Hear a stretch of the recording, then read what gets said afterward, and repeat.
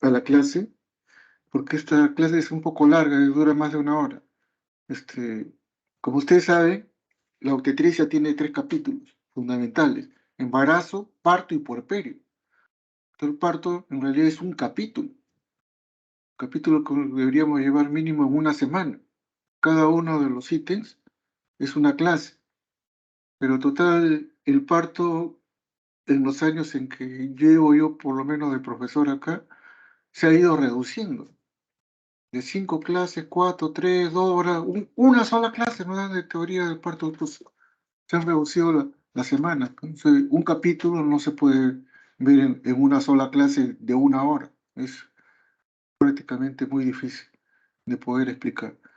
Entonces vamos a tratar de ser concisos, limitarnos a lo que nos dice el sílabus y tener presente que hay otras prácticas.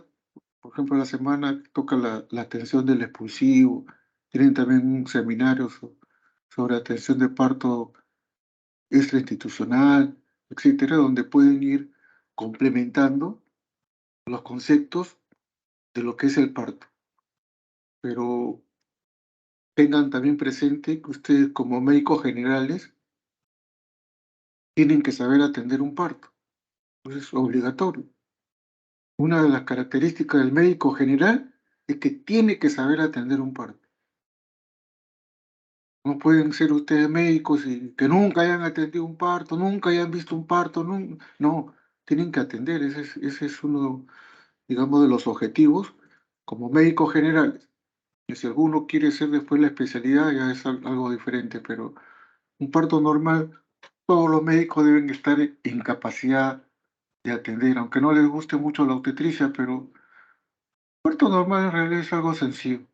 El parto distóxico es diferente, pero el parto autóxico normal es algo sencillo y vamos a pasar a revisar todos los ítems que se han considerado para esta clase. Bien, en primer lugar hay una serie de conceptos que tratan de explicarnos en qué consiste un parto autóxico, parto normal o parto vaginal, ¿no? Ustedes ven ahí los conceptos que hay. El Williams dice, ¿no? Las contracciones uterinas que inducen a la dilatación progresiva del cuello uterino y parto. Dice. Contracciones uterinas de suficiente intensidad, frecuencia y duración que producen borramiento y dilatación demostrable del cervix. Eso dice la COG.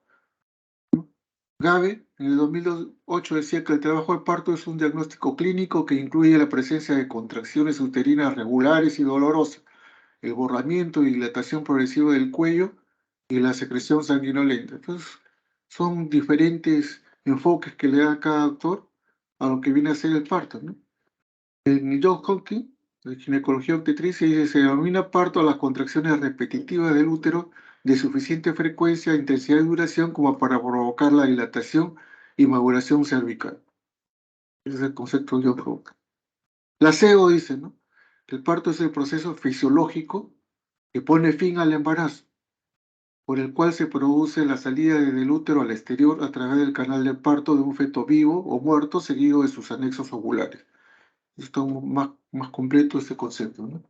Entonces, como ustedes pueden ver, hay muchos conceptos y si seguimos revisando la literatura, van a ver más conceptos que nos van a ayudar a comprender bien qué cosa es un parto. Nosotros seguimos más o menos la definición de lo que dice la FIGO, ¿no? Que el parto normal o parto autóxico es un proceso de expulsión del feto por vía vaginal. O sea, el feto tiene que salir por vía vaginal. Si sale por vía abdominal, ese cesárea, eso es distóxico, tiene que salir por vía vaginal. En occipito anterior, quiere decir que el hueso occipital del feto, el occipucio, debe estar pegado al pubis. El feto debe salir mirando al piso cuando está en atención al parto, ¿no? Si sale mirando hacia arriba, eso es distóxico.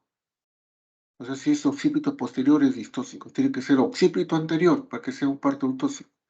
Debe salir en forma espontánea, ¿no? Sin instrumentación. O sea, si nosotros ponemos un forceps, un baco, una paleta, etcétera, ya no es eutóxico, es distóxico, ¿no?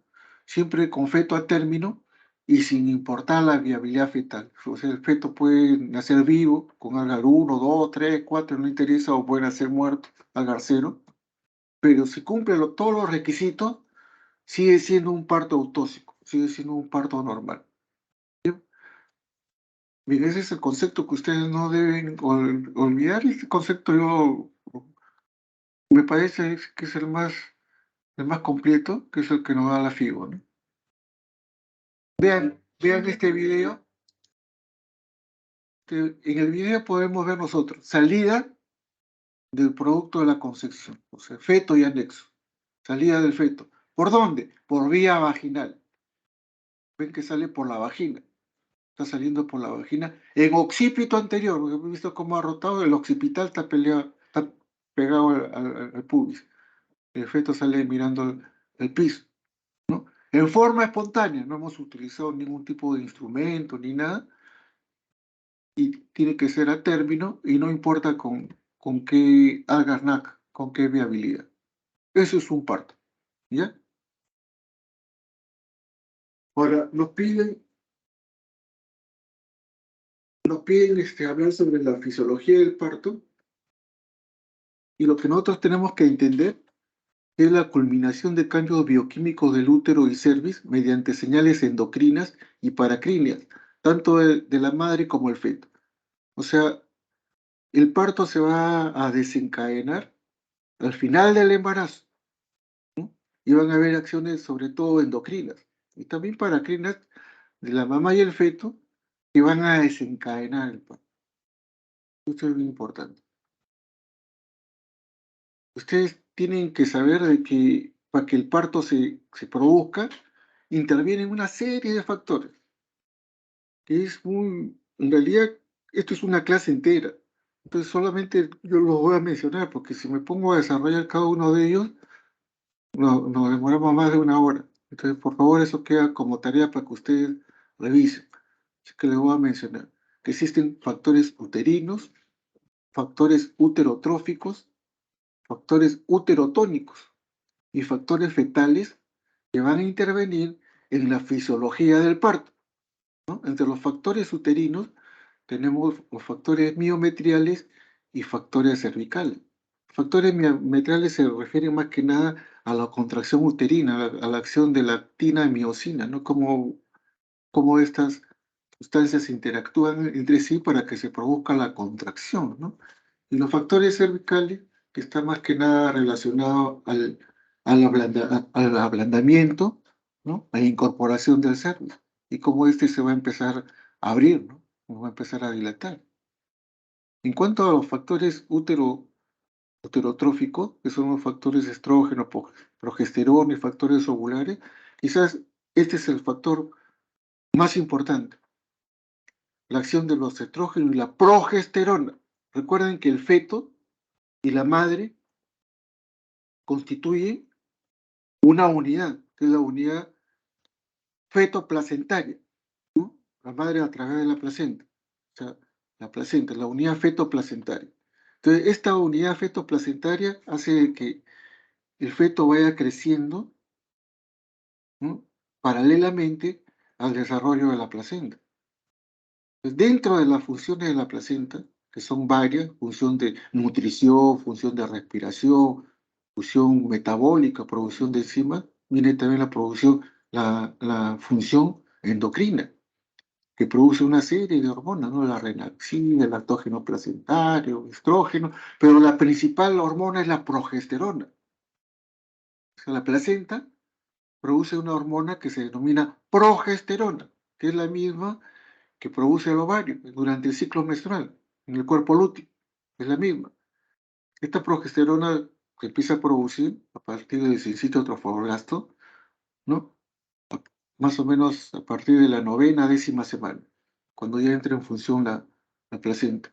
¿Y cuál es la función fundamental de esta hormona, de la progesterona? Es mantener sedado el útero. El útero no se contraiga para que el embarazo no se interrumpa. Entonces es fundamental. Si ustedes disminuyeran, por decir, ¿no? De alguna forma la producción de progesterona, entonces en la primera semana se va a producir un aborto. Después de las 22 semanas se va a producir un parto prematuro, ¿no? ¿Por qué? Porque los niveles de progesterona se han bajado. Cuando bajan los niveles de progesterona, predominan los estrógenos, y los estrógenos sí actúan favoreciendo el parto o el aborto, ¿no? Entonces, es fundamental entonces la producción de progesterona. Al final del embarazo, ¿no?, los niveles de progesterona fisiológicamente caen porque la placenta envejece. La placenta madura, envejece y sus niveles de producción caen, cae la progesterona. Entonces el útero queda desprotegido.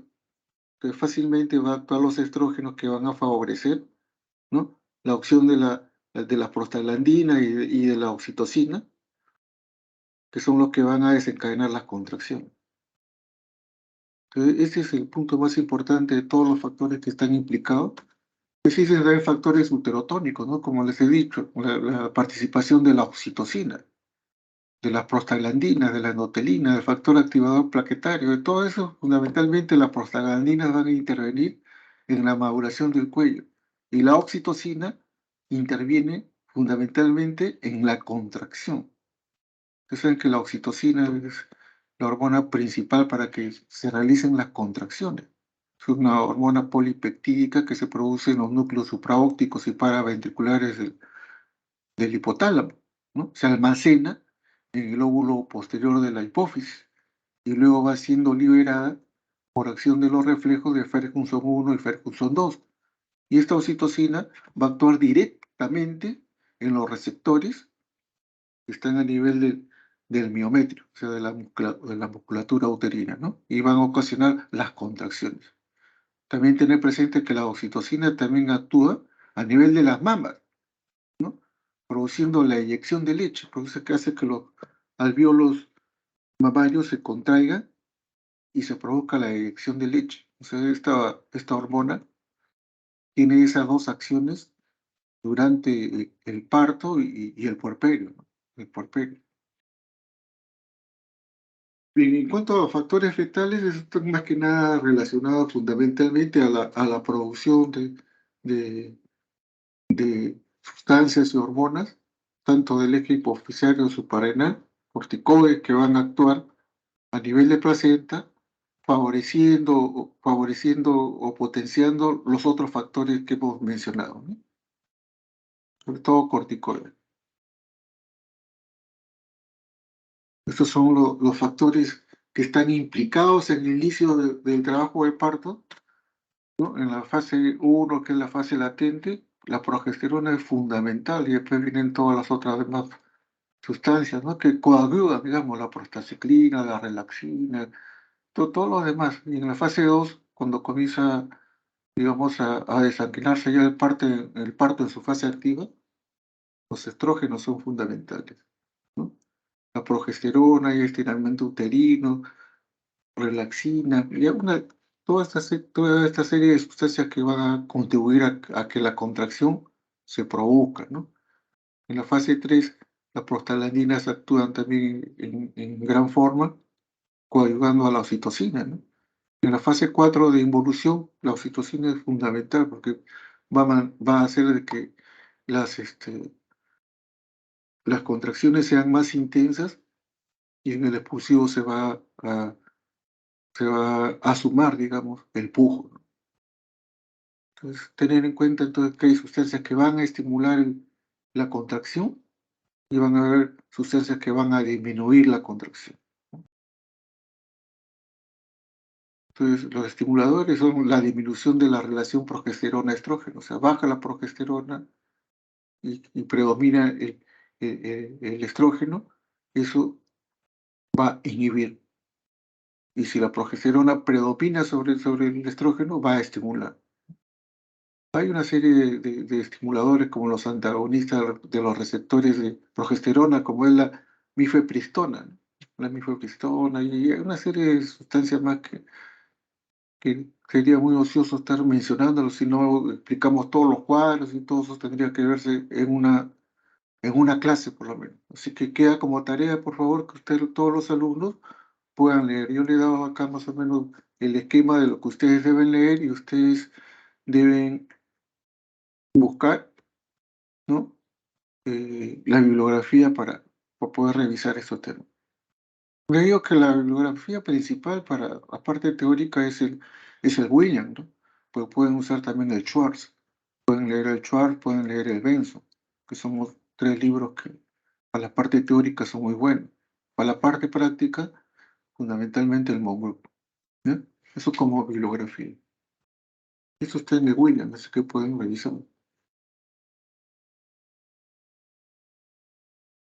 Ya. Ahora vamos a ver lo que son los factores del parto. Los factores o actores, ¿no? O sea, quienes van a actuar en el parto. Eso tenemos que saber. ¿Quiénes actúan? Eso se denominan los factores. Entonces, los factores del parto son tres. Se pueden haber tres factores que van a intervenir en el parto. El primer factor es el feto o móvil, ¿no? Es el feto.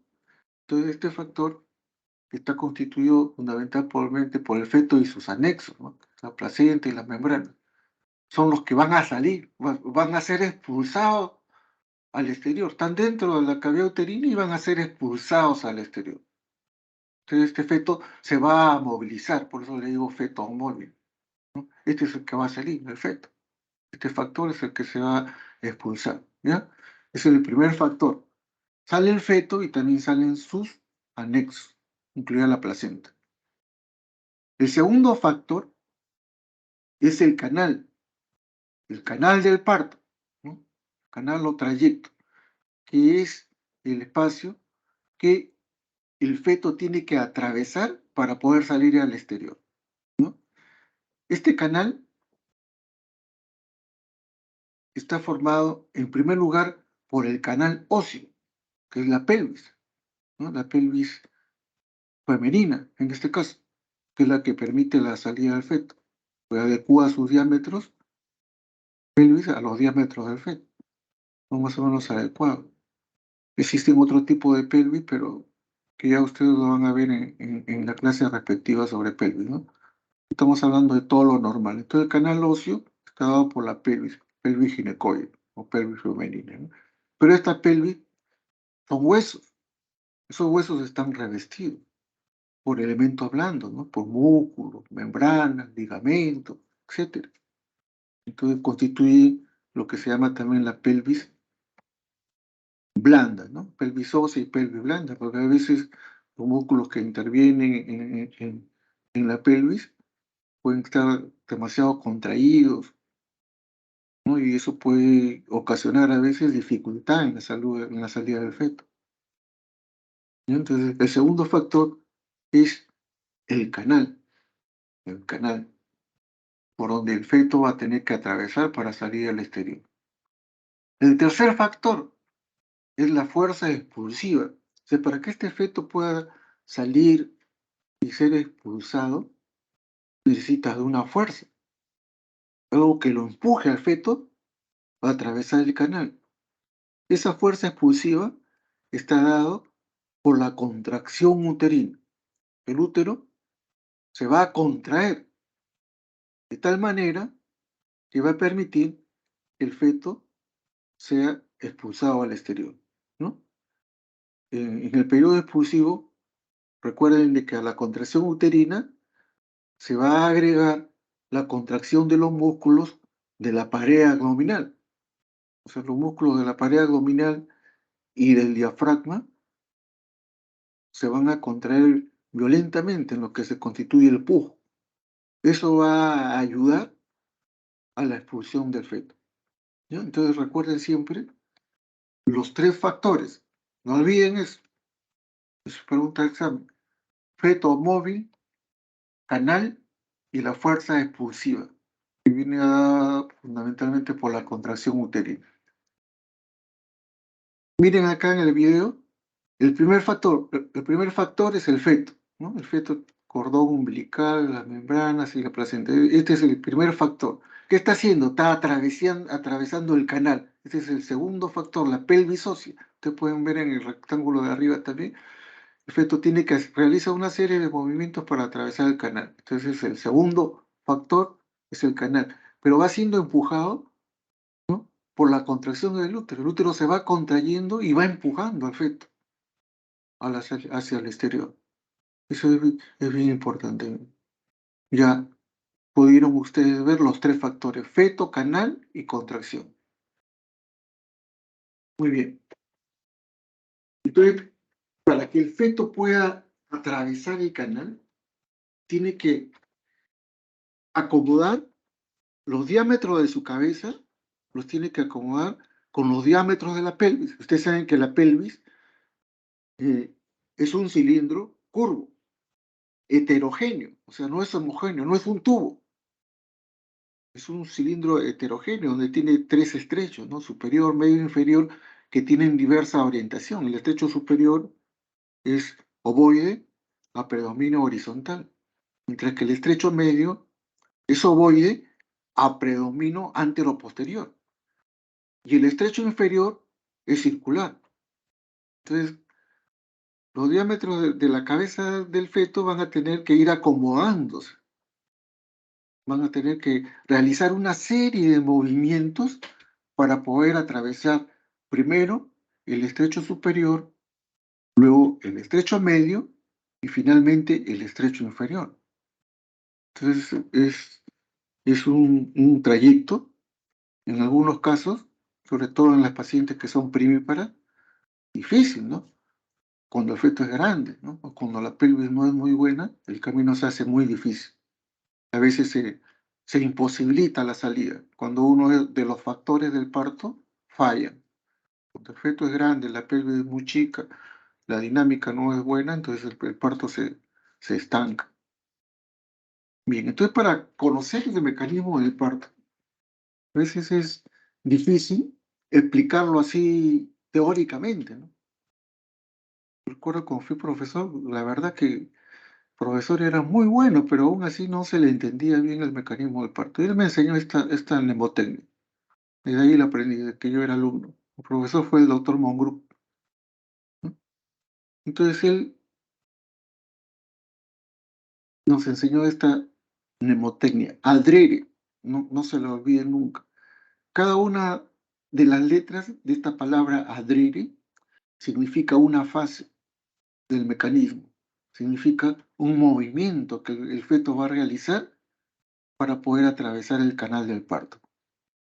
Donde la A significa acomodación,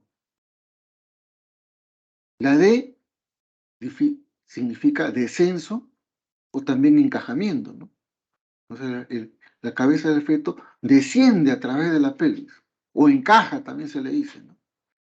Se llega a nivel de las espinas y ya no puede seguir bajando, porque ya se cambió la orientación en el estrecho medio. Entonces, ¿qué tiene que hacer? Hacer una rotación, tiene que rotar para que sus diámetros más pequeños se adecúen a los diámetros más pequeños de la pelvis, la rotación interna.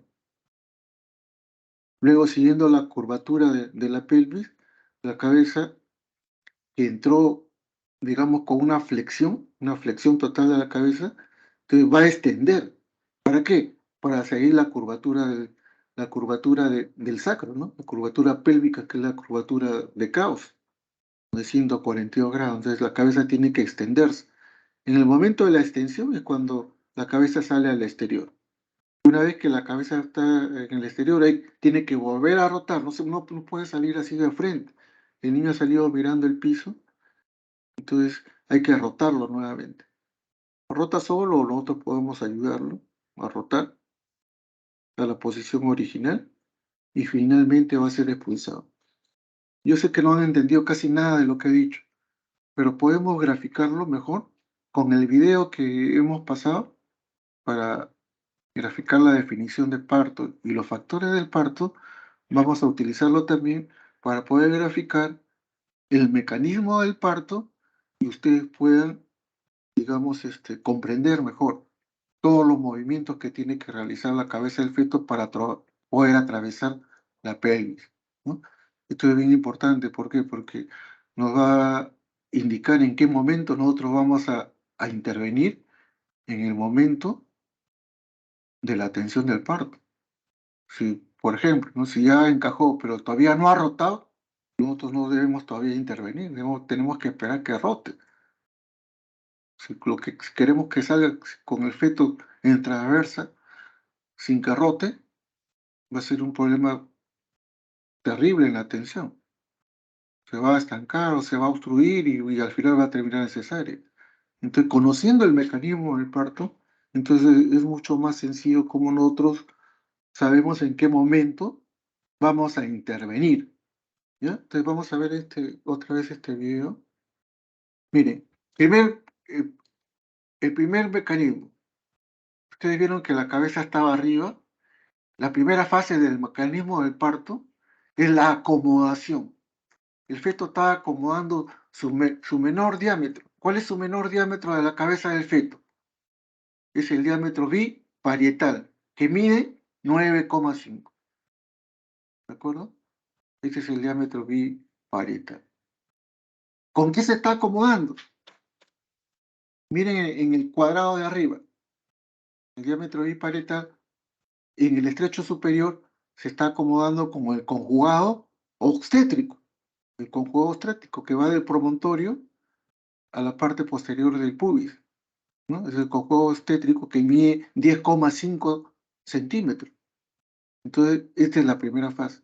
Se acomoda primero, no entra de cualquier manera, no entra mirando hacia arriba, no, tiene que acomodar su diámetro biparietal al conjugado obstétrico, que es el menor de los conjugados.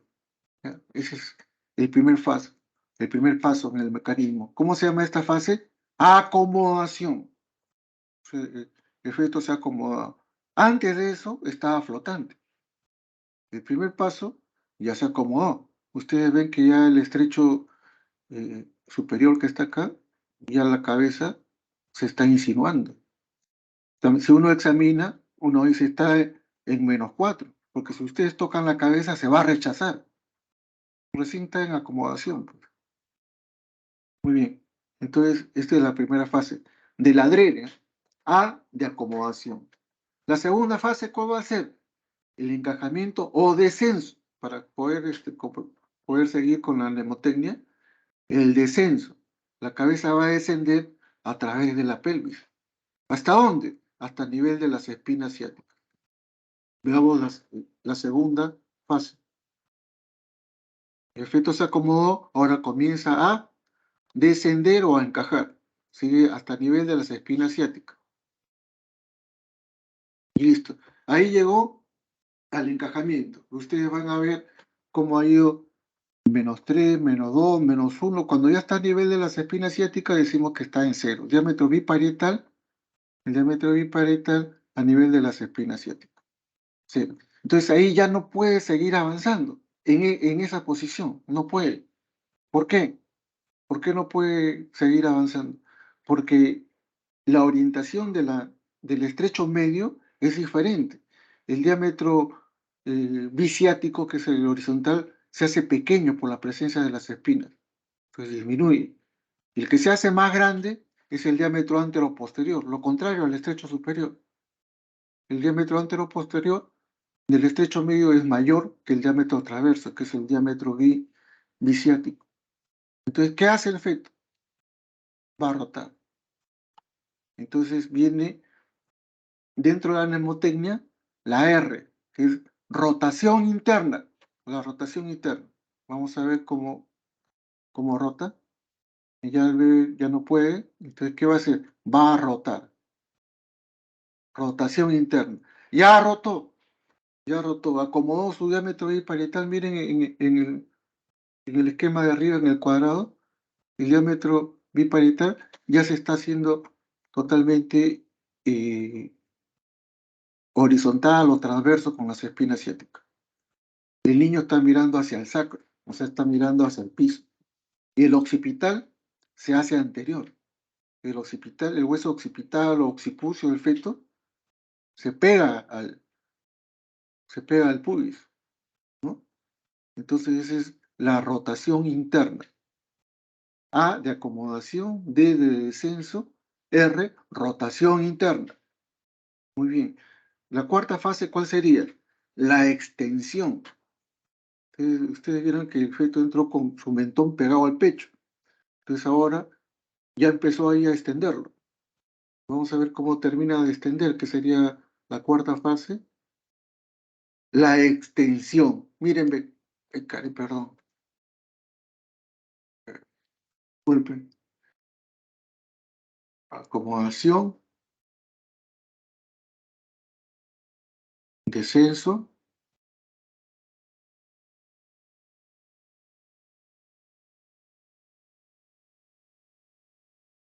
rotación interna y extensión. Está extendiendo ahí la cabeza y ven ustedes que comienza a salir al exterior.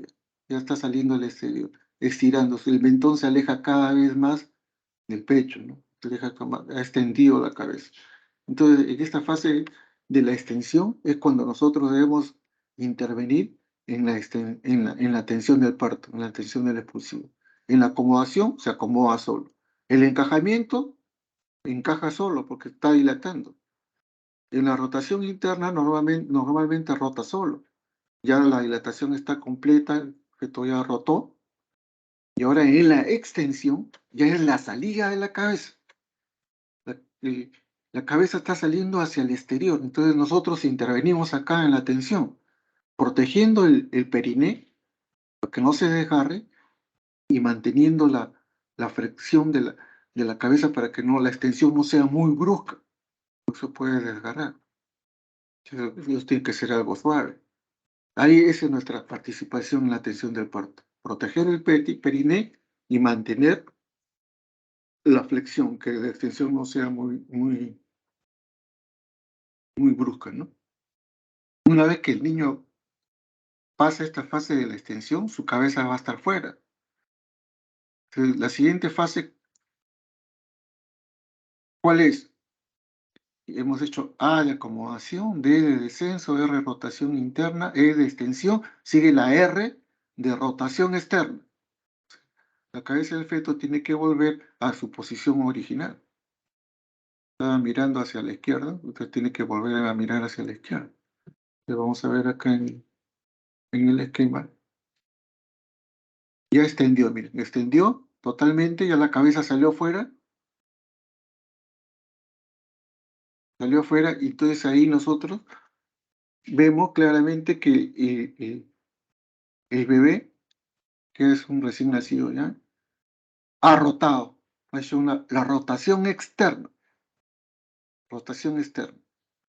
¿Qué quedaría ahora? Ya la última fase, ya la cabeza rotó a su posición original, entonces ya entramos a la última fase, que es la expulsión ya del producto, o sea, el feto ya se va a expulsar. Ustedes ven que no lo podemos jalar así de frente. Jalar, no, hay que primero bajarlo un poquito para que salga un hombro, el hombro anterior, y después subirlo hacia arriba para que salga el otro hombro, el hombro posterior. ¿Por qué? Porque el diámetro biacromial, el diámetro de los hombros, es mayor que los diámetros de la cabeza. Entonces, no, hay que sacarlo de un lado primero y del otro lado. El lado anterior primero y después el lado posterior, el hombro posterior, ¿no? Y ya con eso, la demás parte del cuerpo ya sale fácil. El hombro es lo difícil, ¿no? Cuando uno atiende un parto muy grande, un feto de 4,5 kilos o más, entonces se corre el riesgo de que salga la cabeza con dificultad y luego no salgan los hombros. Eso se llama distosia de hombro. Y hay una serie de maniobras para poder sacarlo a los niños cuando se quedan así atracados en los hombros. Al final, uno puede recurrir incluso a la fractura de clavícula, pero en el peor de los casos, ya en el último caso, cuando el niño no sale, ¿no? Es bien difícil a veces de manejar este tipo de distosia, ¿no? Entonces, hemos visto acá cómo ha rotado la cabeza y ahora vamos a ver la expulsión. Sale el hombro anterior, el hombro posterior y luego se termina de expulsar el resto del cuerpo. ¿Verdad? Bien, quiero verlo de nuevo. Vamos a ver. A de acomodación. Se acomoda. D de descenso. o encajamiento. Desciende profundamente hasta las espinas. R, rotación interna.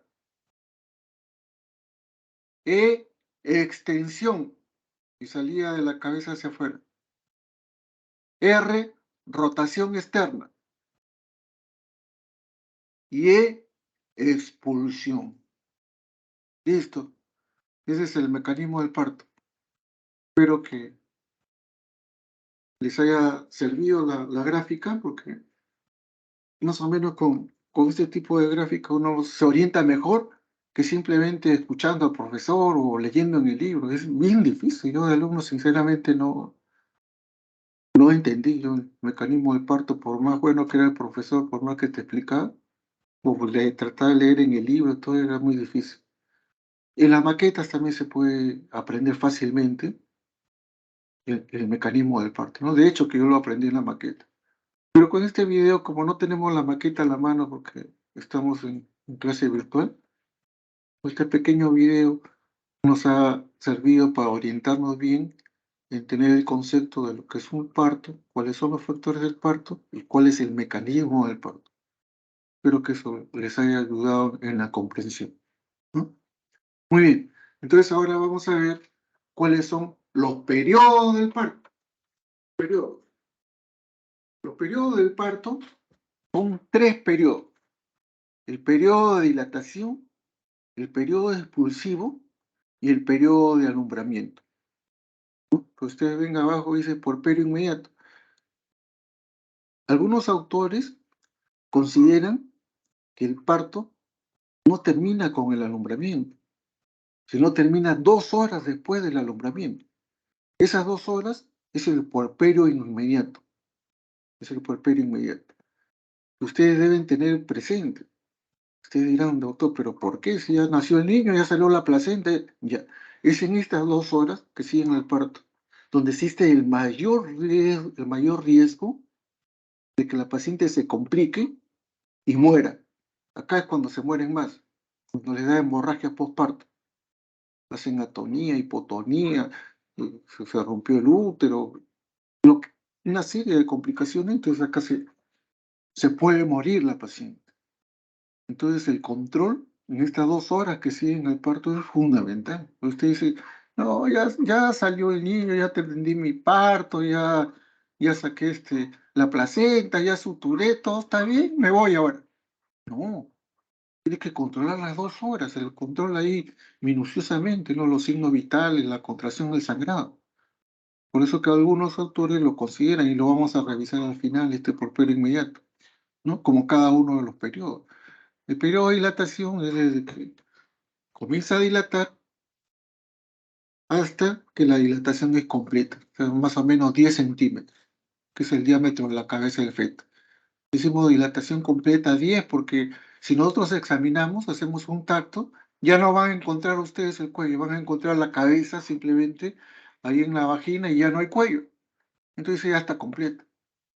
¿Cuánto? 10, dice, porque esa es la dimensión promedio de la cabeza.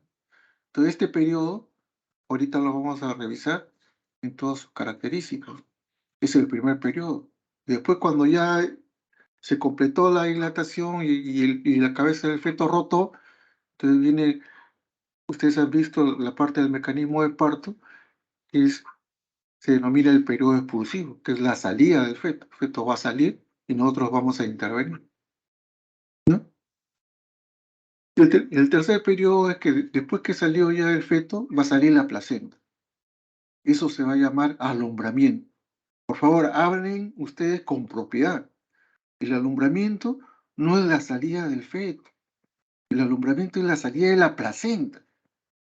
Que yo escucho, ¿no? Bueno, en reportajes, a veces en publicaciones, sobre todo los periodistas, dice, alumbró un niño de 4 kilos, dice, y alumbró 2 niños que eran gemelos. No, no es no, uno no alumbra niños, uno alumbra la placenta. La mujer que va a alumbrar, la placenta. Se pare un niño, es un parto, es paridad, es parto. Ha parido, la señora ha parido un recién nacido, ¿no? Varón, mujercita, pero es lo que la mujer pare y alumbra la placenta. Entonces hay que hablar con propiedad, ¿no? No utilizar, o sea, en forma inequívoca. Entonces se equivocan y no comprenden, o sea, la diferencia. Yo cuando una vez tomando examen de grado, los alumnos que se iban a graduar ya como médicos, ya habían hecho su internado, y me tocó un alumno, sale su balota 4, ¿qué le tocaba? Parto. Entonces le voy a preguntar lo más fácil. A ver, ¿qué cosa es un parto? Le pregunté. Me había hecho el internado. ¿El parto? Me dijo, el parto es el alumbramiento de un bebé, pero doctor. Así me dijo, de la forma como yo le estoy. El parto es un alumbramiento, claro, pero doctor. Es el alumbramiento. Le puse 0. Yo me lo jalé a ese alumno. Oye, ese no escuchó las clases, ni estuvo atento, ni supo diferenciar. El alumbramiento es un periodo del parto, que significa la salida de la placenta. Es un periodo de parto, no es el parto. Y ya les he explicado los conceptos y los diversos conceptos que tienen los autores, ¿no? Entonces, por favor, siempre hablando con propia, ustedes ya son médicos, o casi médicos ya para el examen de grado, ya para obtener el grado nada más. Bien, vamos a ver entonces algunas características de cada uno de estos periodos. El primer periodo, que es el periodo de dilatación, empieza cuando aparecen las contracciones uterinas. Estas se hacen regulares y hay cambios en el cuello. Y finaliza cuando la dilatación es máxima, de 10, o sea, ya ustedes ya no encuentran cuello. Entonces, para que haya trabajo de parto, de acuerdo a lo que estamos viendo acá, tienen que haber dos cosas. Tienen que haber contracciones uterinas regulares y tiene que haber dilatación. Si falta una de las dos, si solamente hay contracciones uterinas y no hay dilatación, no hay trabajo de parto. Puede ser un falso trabajo de parto. Si no hay contracciones uterinas, pero el cuello está dilatado, tampoco es trabajo de parto. Es un cuello decente, cuello que cede, ¿no? Pero no es trabajo de parto. Tienen que haber las dos condiciones, contracciones uterinas y dilatación. ¿Este periodo cuánto dura? Normalmente dura en las mulíparas, o sea, las señoras que nunca han dado a luz, dura, es la primera vez que van a dar a luz, de 8 a 12 horas en promedio, el periodo de dilatación. En las multíparas dura la mitad. O sea, en promedio, usted es una mujer que no ha tenido parto, es la primera vez, y va a durar 10 horas. Y la mujer que ya ha tenido niños, 5 horas. Eso de promedio.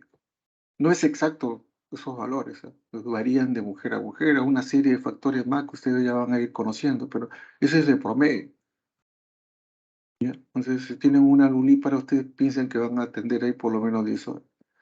La velocidad de la dilatación en nulípara es 1,2 centímetros por hora, mientras en la multípara 2 centímetros por hora, el promedio.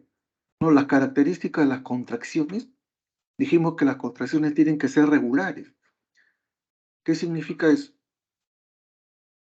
Significa de que tienen que tener, primero tienen que conocer las características de la contracción, que es la frecuencia, duración e intensidad, ¿no? Entonces, una contracción regular es la que tiene una frecuencia de 2 a 3 contracciones en 10 minutos. Se empieza con 2 contracciones. Si tienen una contracción cada 5 minutos, o que es lo mismo, 2 cada 10 minutos, pues nosotros medimos en 10 minutos, entonces ya está dentro de las características de una contracción regular de labor de parto. Pero además las contracciones deben durar aproximadamente 50 segundos, ¿no? De 40 a 60. Y la intensidad tiene que ser de 30 a 50 milímetros de mercurio, promedio 40. Entonces, esas son las características de una gestante que ya está en trabajo de parto, ¿no? Son contracciones regulares que ya se van haciendo en el correr del tiempo, se van haciendo más frecuentes, duran más y más intensas, hasta llegar al expulsivo. Pero más o menos es así como como aparecen, ¿no? Y la otra característica que dijimos era la dilatación, ¿ya? Entonces, eso lo van a ver ustedes en el periodo de dilatación. El paciente va a ir dilatando progresivamente hasta que llega a 10.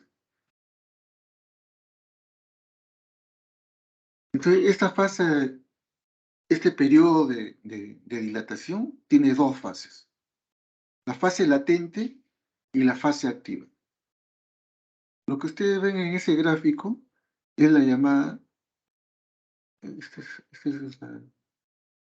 la curva de Friedman, así se denomina. Ustedes ven que es como una S al final, ¿no? Mire, primero desde abajo, en realidad esto empieza desde cero, la fase latente, hasta que llega a 2 en nulíparas y 3 en multíparas, y se pasa ya a lo que se llama la fase activa.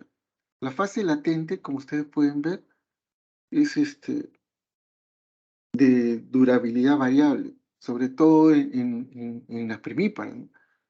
Entonces, una fase latente puede durar 6 horas, 8 horas, 12 horas. Debe tener un máximo de 24 horas. Son señoras que están en su primer parto, vienen a la emergencia, ustedes la examinan y está con 1 centímetro. Pero señora, vaya a caminar. O sea, vengan en la tarde, regresan en la tarde y siguen con 1, 1 y medio. Señora, siga caminando. Y en la noche ya está con 2, 3 centímetros. Y entonces ya mejoró su posición, ¿no? Entonces ya empiezan lo que se denomina la fase activa. Entonces, si esta ya es más rápida, que es la duración que hemos mencionado, ¿no? 5 horas en una multípara y 10 horas en una nulípara. A su vez, esta fase activa, ustedes pueden ver, tiene 3 subfases, que es lo que le da la forma de S, en lo que se llama la curva de Friedman, ¿no? Que Friedman fue el médico que la describió, ¿no? Que esa es la forma como el parto evoluciona. Esta es la evolución del parto. Abajo están las horas y arriba está la dilatación. Entonces vamos viendo cómo va dilatando y cómo las contracciones se van manifestando. Entonces va dilatando en el tiempo, ¿no? 2, 3, 4, 5, 6, 7, 8, 9, hasta que llega a 10, ¿no? Entonces tiene esas 3 fases, 3 subfases, digamos, fase de aceleración, fase de máxima pendiente y fase de desaceleración. Esta es la forma. Normalmente nosotros en esta fase de desaceleración, para que no se desacelere, acá le ponemos un poquito de oxitocina para que complete rápido y salga, ¿no? Que a veces nos descuidamos, se desacelera, estaba en 8, y sí, después de 1 hora sigue en 8, después de 2 horas, recién está en 9, pasó otra hora más, sigue en 9. Esa es la fase de desaceleración. Entonces, acá uno debe hacer pues, cierto intervencionismo para que el parto suceda en los tiempos, digamos, esperados. Entonces, estas son, digamos, las fases del periodo de dilatación. Después ya pasamos al segundo periodo, que es el periodo expulsivo, cuando la dilatación está completa. El periodo expulsivo, ¿cuándo se inicia? Se inicia cuando ya la dilatación llegó a 10, ¿no? Y la madre espontáneamente va a tener sensación de pujo. Se van a aparecer los pujos. Solito, ya la cabeza va a comprimir, como la cabeza ya llegó a un encajamiento profundo, ha apoyado la ampolla rectal, entonces se va a desencadenar ese reflejo, ¿no? Que se llama pujo, como cuando una persona está estreñida y no puede defecar, entonces tiene que hacer uso de pujo. El pujo en realidad es la contracción violenta de los músculos de la prensa abdominal. Los músculos de la pared y el diafragma se contraen, aumentan la presión intraabdominal y eso ayuda a la expulsión de los heces en la caso del estreñimiento y a la expulsión del feto en el momento de la expulsión. Entonces, el pujo es bien importante, esa fuerza adicional que va a tener el útero, ¿no? Con, con la contracción, entonces se va a potenciar la contracción gracias al pujo. Entonces va a favorecer la salida del feto, ¿no? ¿Cuánto dura? O sea, la literatura dice que en nulíparas dura hasta 2 horas y en multípara 1 hora, ¿no? Eso dice hasta. En la práctica esa es la mitad. Nosotros nunca esperamos 2 horas en una nulípara, máximo 1 hora, y no intervenimos. Y en una multípara media hora. El explosivo en realidad no debe prolongarse mucho, es peligroso para el bebé. El bebé está sometido a un tremendo estrés porque está atravesando un canal. Imagínense su cabecita, la presión que tiene, la oxigenación, el flujo sanguíneo, etcétera, que padece el bebé. Entonces, mientras menos tiempo esté en el explosivo, mucho mejor, ¿no? Ustedes pueden ver que las contracciones uterinas aumentan. Era 2 a 3 en el periodo de dilatación, ahora está de 5 contracciones en 10 minutos. La duración, ¿no? Que era de 50 segundos, ahora está de 60 a 90 segundos. Y la intensidad, que era de 40, aumenta a 60. Pero se agregan pues los pujos. Eso va a favorecer la expulsión del feto. Bien, no le hablo mucho del expulsivo porque vamos a tener una práctica sobre manejo del expulsivo. Ya, ahora viene el tercer periodo, que es el alumbramiento. Se inicia con el nacimiento del nuevo ser hasta la expulsión de la placenta. O sea, nació el bebé, ahí empieza el alumbramiento. ¿Hasta cuándo?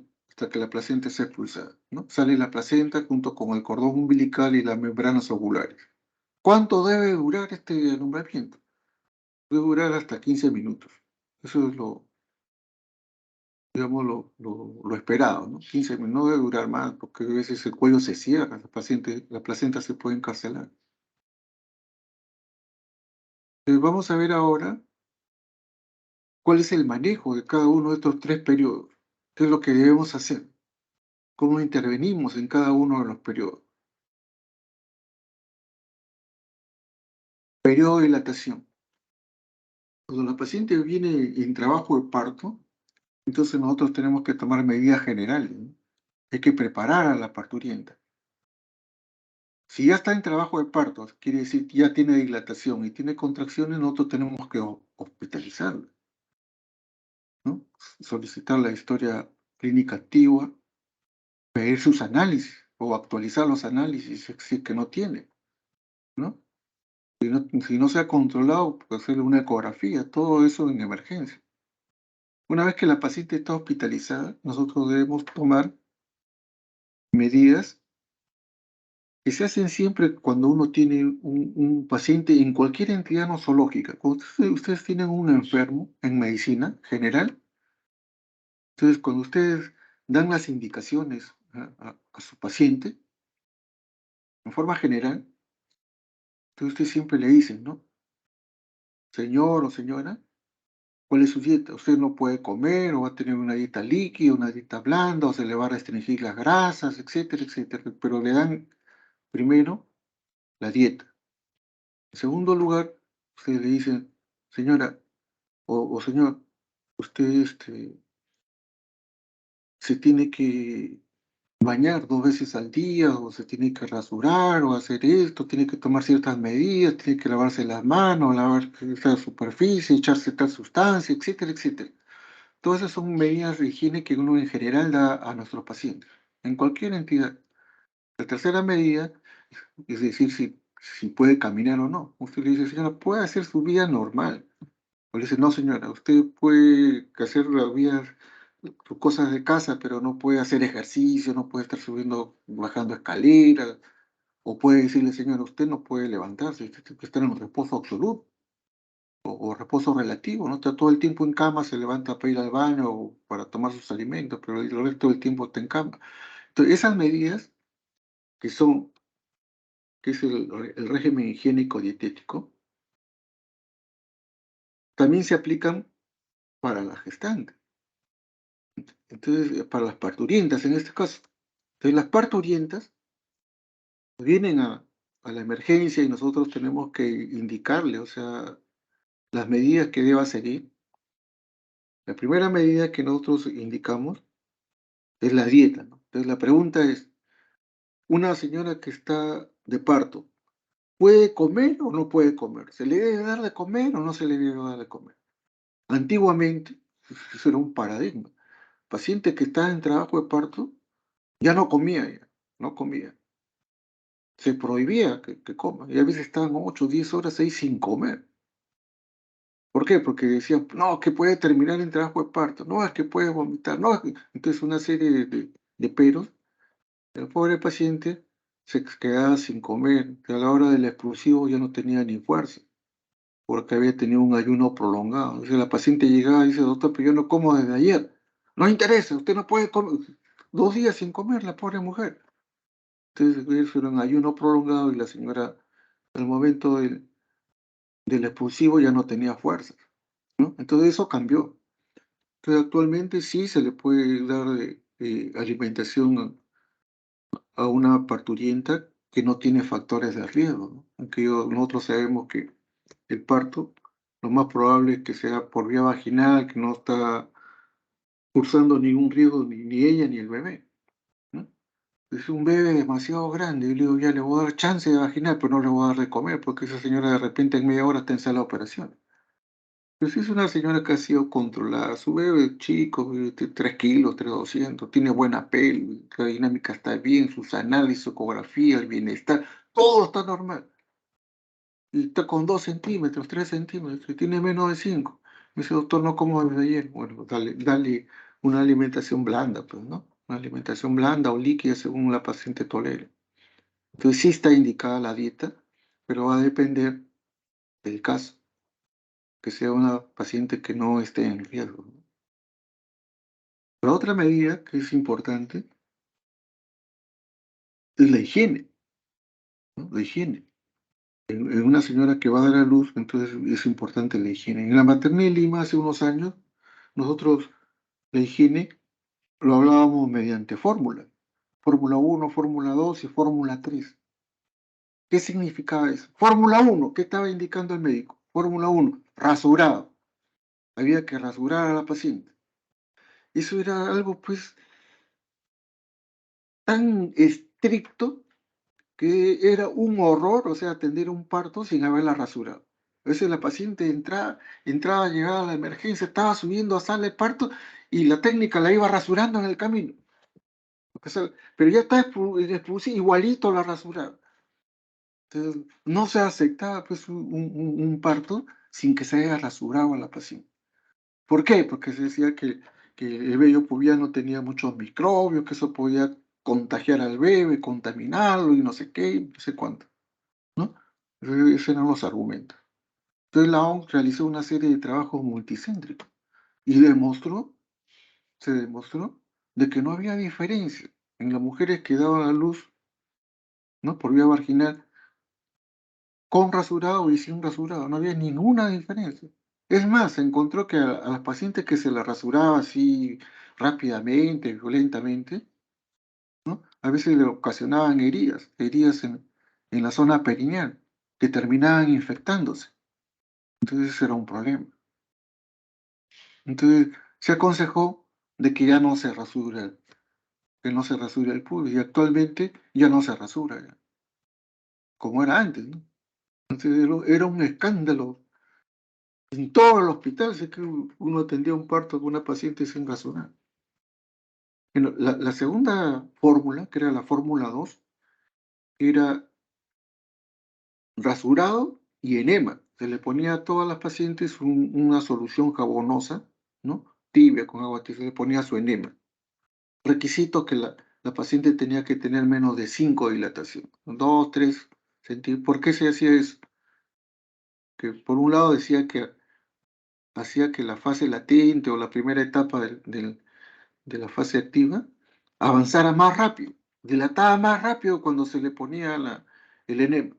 Esa era la creencia. Entonces todo el mundo ponle ahí. Entonces se le ponía. Igual la OMS hizo un estudio de pacientes con enema, sin enema, y vio que no había tal diferencia.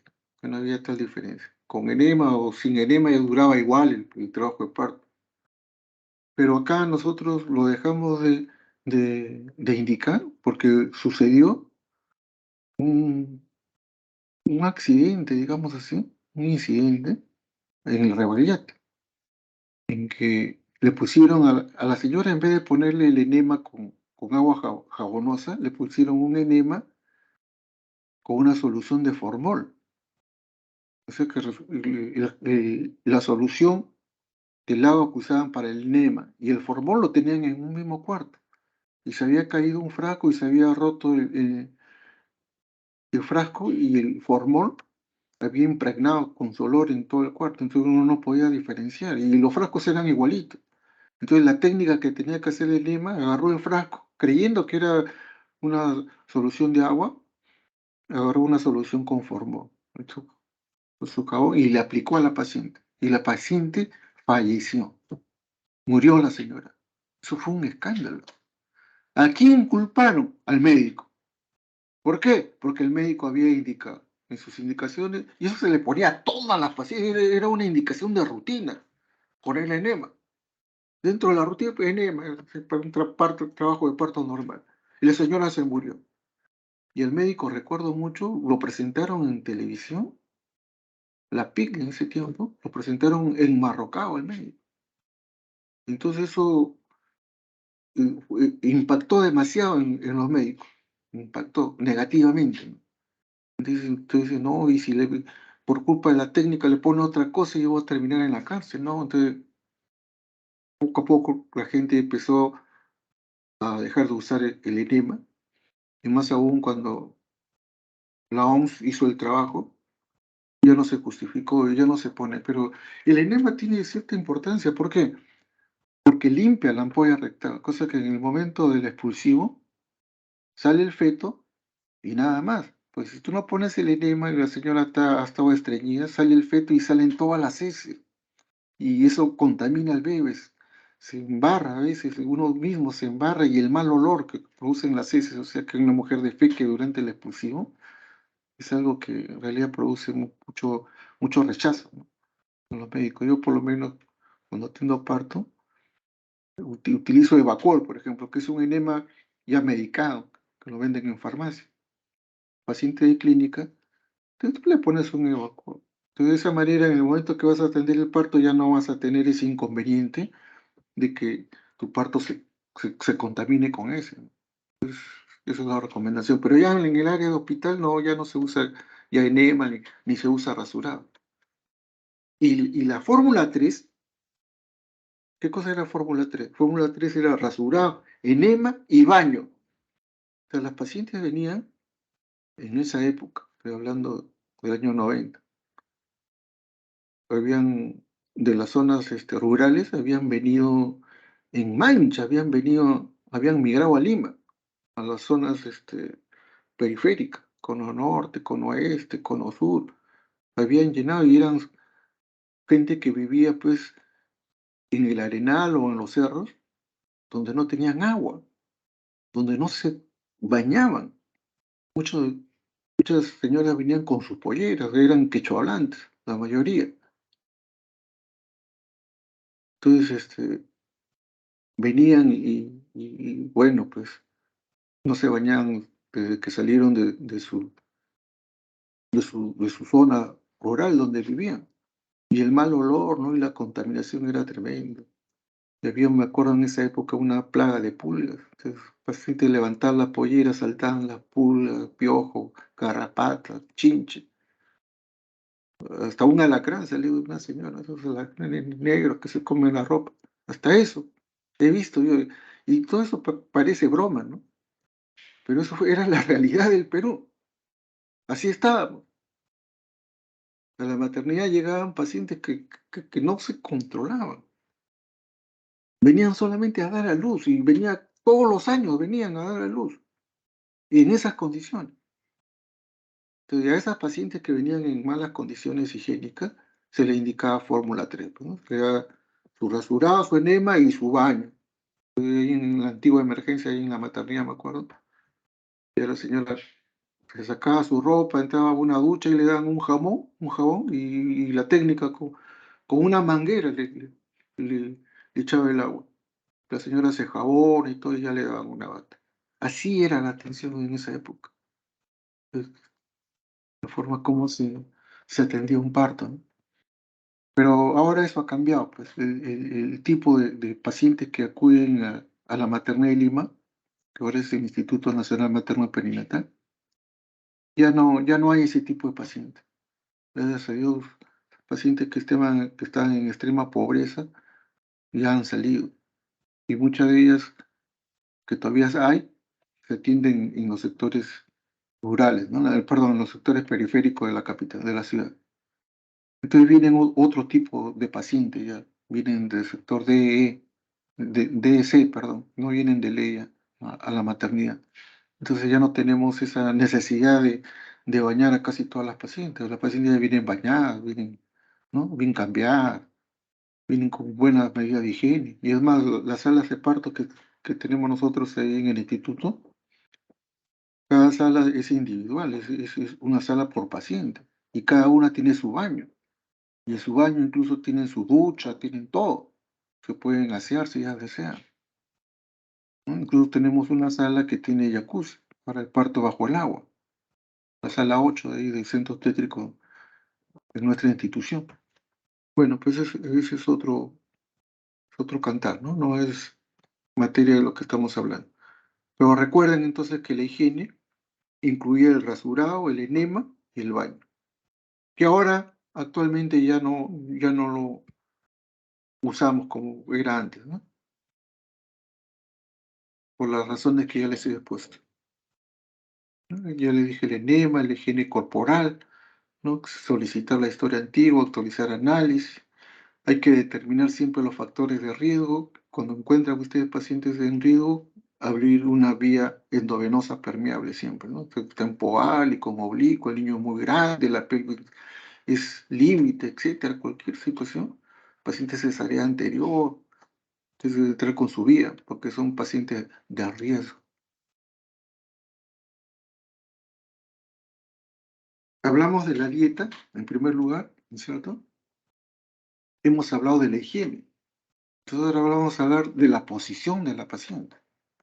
La posición. ¿En qué posición? ¿Cuál es la mejor posición para que la paciente dé a luz?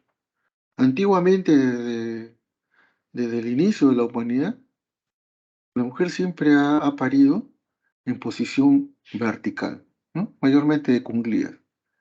Esa costumbre todavía se practica en las zonas rurales, en la selva, por ejemplo. Se practica esa costumbre de dar a luz en posición vertical.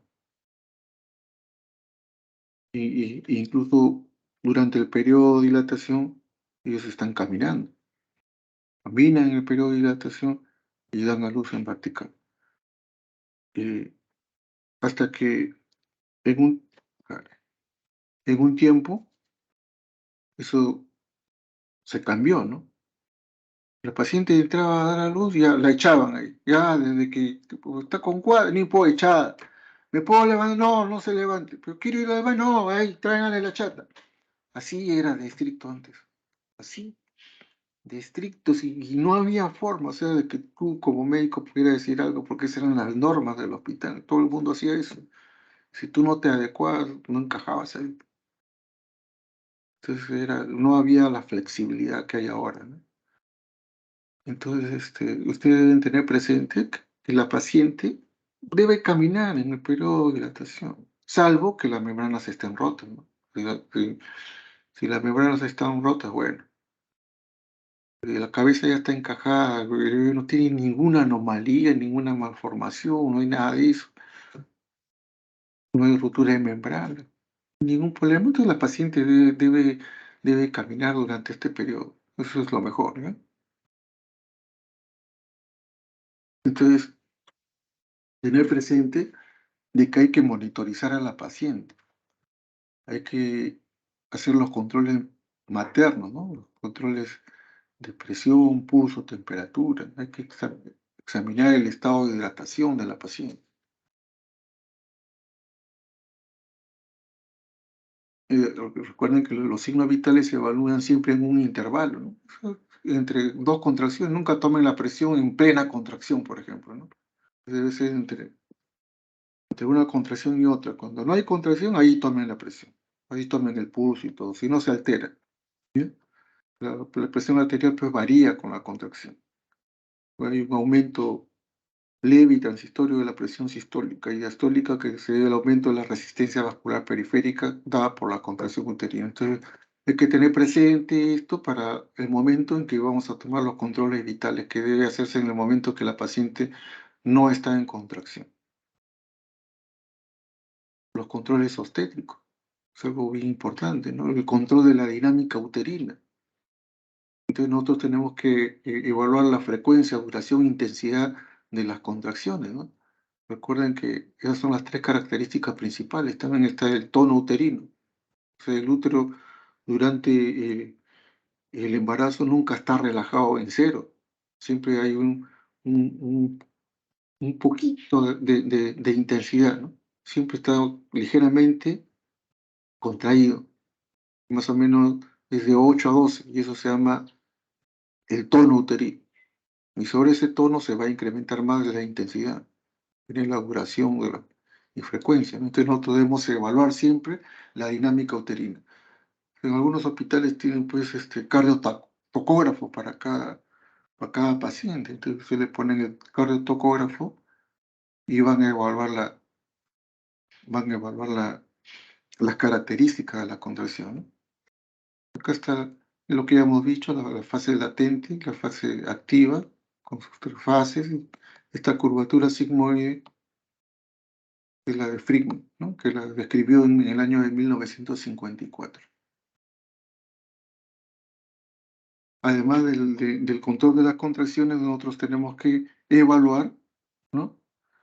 El cervix. Es decir, para eso una exploración vaginal y determinar el cervix, determinar borramiento y dilatación del cuello uterino. Ven cómo el cuello se va acortando y se va abriendo. Recuerden que en la nulípara primero se borra totalmente el cuello, ya no tiene longitud, y luego empieza a dilatar. En cambio, en las multíparas no ha terminado de borrar y ya está dilatando. O sea, el borramiento y dilatación se da conjuntamente, ¿no? Eso es una diferencia. Pero siempre ustedes tienen que examinar el cuello, examinan cómo va dilatando. Ustedes ven ahí en el esquema, en el primer cuadro 1 no hay dilatación. Acá en el segundo cuadro ya empezó la dilatación, está en 1 centímetro, está en fase latente. Acá el cuello ya está dilatado más o menos 5 centímetros, ¿no? Recuerden que la dilatación es pues subjetiva, ¿no? Para mí es 5, de repente para otro ginecólogo es 6, de repente para otro es 4. Entonces, no es exacto, es subjetivo. Pero lo que sí no hay coincidencia es cuando llega a 10, no es porque el cuello mida 10, sino porque ya no hay cuello. Lo que mide 10 es la cabeza. Entonces asumimos que está en 10, ¿ya? Pero no solamente debemos de ver el cervix, sino debemos ver la altura de presentación. La altura de presentación, ¿qué fase del mecanismo del parto nos está evaluando? Nos está evaluando el descenso como encajamiento, que es la segunda fase, ¿no? La primera era la acomodación, la segunda era el descenso. Entonces, conforme va descendiendo, eso se llama altura de presentación, ¿no? Y la variedad de posición que nos va a valorar la rotación interna. Hemos dicho que debe rotar la cabeza de tal manera que el occipucio se haga anterior, no esté pegado al pubis, el feto esté mirando al piso. Todo eso nosotros tenemos que valorar, ¿ya? La dilatación, cuando la dilatación ya está completa y la cabeza ya rotó, su occipito anterior, entonces ahí nosotros podemos intervenir y atender tranquilos nuestro parto. Un tercer control que también es muy importante es el control del feto, el control del bienestar del feto, ¿de acuerdo? Entonces el feto hay que valorarlo. ¿Y cómo valoramos su bienestar? Normalmente controlando los latidos cardíacos fetales, ¿no? El intervalo normal es de 120 a 160. Más de 160 es taquicardia, menos de 120 es bradicardia. Actualmente se considera en el trabajo del parto incluso 110 por el estrés. Ese feto está estresado nomás, pero no está en hipoxia ni está sufriendo.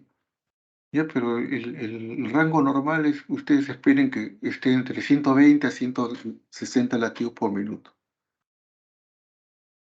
La taquicardia no siempre es patológica. Hay una serie de causas que pueden producir taquicardia, ¿no? Una de las medidas que nosotros podemos tomar en este periodo en este primer periodo de dilatación es la amniotomía. ¿Qué significa la amniotomía? Que nosotros vamos a romper las membranas. Entonces, ¿se pueden romper las membranas? Sí, se pueden romper. ¿Con qué se rompe? Se rompe con una pinza que se llama agnótomo, que tiene dientes. Meten sus dedos dentro de la vagina, llegan a la cabeza, las membranas, lo que se denomina las bolsas de agua, y luego la cortan. ¿Ya? Eso se llama, ese procedimiento se llama agniotomía. ¿Cuáles son las indicaciones? De repente ustedes están pensando de que, de que el niño puede estar haciendo un sufrimiento fetal porque han detectado que los latidos cardíacos fetales están alterados. Y ustedes dicen, ¿no? ¿Estará en acidosis? ¿Habrá expulsado su meconio? No tienen un amnioscopio para mirar. Entonces, ¿qué hacen? Le rompen las membranas. El líquido sale claro, ya no se preocupen, no está haciendo acidosis, el niño no se va a morir. Pero sale un líquido verde, ¿no? Meconial, en puré de alberjas, espeso. Ya. Tienen que terminar el embarazo inmediatamente, pues ese niño se puede morir, ¿no? Entonces, la agnotomía nos puede ayudar a diferenciar eso. El uso más frecuente, indudablemente, de la agnotomía es cuando nosotros dirigimos el parto. O sea, nosotros no queremos que el parto se nos prolongue, entonces intervenimos. Entonces, ¿qué hacemos? Una de las cosas que hacemos es hacer agnotomía, rompemos membranas. En cualquier momento, no. Cuando es multíparas, a las multíparas le rompemos cuando están con 6 centímetros. Y en las nulíparas le rompemos cuando está con 8 centímetros, o sea, en la fase de desaceleración. ¿Ya? No romper antes, no romper cuando está 3, 4, porque en vez de mejorar, el cuello se va a edematizar y se va a prolongar más el periodo de dilatación. Recuerden que lo que busca la agnotomía en el parto dirigido es de que la cabeza presione el cuello. ¿Para qué? Para desencadenar el reflejo de Ferguson-1, ¿no? Esa presión va a hacer que se libere oxitocina del lóbulo posterior de la hipófisis. Y esa oxitocina va a mejorar las contracciones uterinas, va a acortar el periodo de dilatación del parto, ¿no? También podemos hacer anatomía cuando existe un parto prolongado. A mí me toca dictarle la próxima clase, que creo que es dentro de 10 días más o menos, las distocias de la dinámica uterina. Una de las distocias es el parto prolongado, ¿no? Parto disfuncional, donde el útero no se contrae bien, hay una hipodinamia. Está con 4, después de 4 horas sigue con 4. Entonces la dinámica es muy pobre, hay una contracción cada 20 minutos. Entonces, ¿qué hacemos? Todo lo demás está normal. ¿Qué hacemos? Hacemos agnotomía y le administramos oxitocina. Y vemos si se recupera. En la mayoría de los casos se va a recuperar, ¿no? Como eso ya lo vamos a ver en la clase siguiente que le voy a dar. Ahora, si nosotros queremos tener un acceso directo al feto, también debemos romper membranas, ¿no? Como cuando le decía, cuando queremos medir el pH del feto, hay que romper membranas para tener acceso al cuero cabelludo. Hay que hacerle con una lanceta un pequeño corte, obtener una gota de sangre mediante una pipeta y llevarlo al pHímetro y saber cuál es el pH del feto, ¿no? Entonces, que el pH del feto es de 7,25 a 7,35, promedio 7,30. Valores menores de 7,25 ya es una acidosis, ¿no? Una acidosis, está haciendo una acidosis. Y es la acidosis lo que va a matar al feto. Y esa acidosis se va a desencadenar fundamentalmente por la hipoxia, sea una acidosis respiratoria o sea una acidosis metabólica. Son ambas en realidad. Y eso es lo que mata al feto. Entonces hay que tener cuidado, siempre. hay que monitorizar. Entonces, la amniotomía, ruptura de membranas artificial, se conoce también como ruptura artificial de membrana, nos va a permitir, o sea, eh, utilizarla en todas las indicaciones que hemos mencionado, o las 4 indicaciones. Acá lo que le decía, hacer la amniotomía en 8 en una nulípara y 6 centímetros en la multípara. Recordar que cuando la presentación está alta, a veces la presentación está alta, no avanza, y nosotros queremos hacerle amniotomía. Entonces, si rompemos la membrana con el amniótomo y la cabeza está alta, se puede salir el cordón umbilical y hacer un prolapso de cordón. Entonces, es muy peligroso. Entonces, ¿qué hacemos? Ponemos a la paciente en tren del emburo, o sea, su cabeza debe estar por un nivel más bajo que la pelvis, en primer lugar. En segundo lugar, no usamos el agnoto, porque eso rompe de frente la membrana, sino usamos una aguja. Entonces, con una aguja hincamos varios puntitos ahí en la membrana, en las membranas ovulares, como si fuera una criba, como un colador. Hincamos, y el líquido comienza a fluir lentamente, como si estuviese colando. Baja, sale el líquido, pero a veces hay mucho líquido que no deja que la cabeza baje. Entonces, sale el líquido y la cabeza comienza a encajar. ¿Ya? Siempre hay que escuchar los latidos, porque a veces el cordón se mete, a veces no se sale hasta afuera, pero se mete a la pelvis y hace una laterocidencia. Y cada vez que hay una contracción, la cabeza del feto va a comprimir el cordón contra la pared de la pelvis. Y eso puede ocasionar también sufrimiento. Entonces siempre escuchar los latidos, ¿no? Tener cuidado cuando uno hace la amniotomía. Ah, bien, otro de los procedimientos que nosotros podemos hacer en este primer periodo de dilatación es la analgesia del parto. Nosotros, antes, cuando no existía este procedimiento, muchas veces indicábamos anestesia, ¿no? Una anestesia epidural. Entonces se hacía cuando la paciente tenía 4 centímetros. Le ponía su silocaína ahí, epidural, como si fuera a hacer una cesárea. O sea, usamos la misma anestesia que se usa en la cesárea. Y se anestesiaba pues todo. El paciente ya no podía caminar, no sentía las piernas, no sentía nada, dilataba, ¿no? Llegaba a la dilatación y luego a la hora de pujar no podía pujar porque estaba anestesiada. No aparece el reflejo del pujo cuando estaba anestesiada la paciente. Había que hacerle maniobra de Grisel, eso podía complicar o terminaba instrumentando el parto. Al final terminaba poniéndole un force, un vacuum para sacar al niño porque la paciente no colaboraba nada porque no sentía nada. Ese era un inconveniente cuando hacíamos anestesia. Pero ahora ya no se pone anestesia en el trabajo de parto normal. ¿Qué se utiliza? La analgesia del parto. Se conoce también como parto sin dolor, ¿no? Entonces, se utiliza siempre la vía epidural. Perdón un ratito. Se utiliza la vía epidural, pero ¿qué es lo que se va a aplicar? Ya no la silocaína que se usa para la epidural, sino se utiliza un anestésico más moderno, que es la bupivacaína, ¿no? La bupivacaína. Y se le va a asociar con un analgésico opiáceo, que es ya no el fentanilo, sino el remifentanilo, que es mejor. Son dosis muy bajas. Entonces llegan a la vía epidural y le ponen un catéter. Y a través del catéter le van administrando dosis fraccionadas, bajas, hasta que ya esté en inminencia del parto. Cuando ya el niño va a nacer, ya ahí se corta.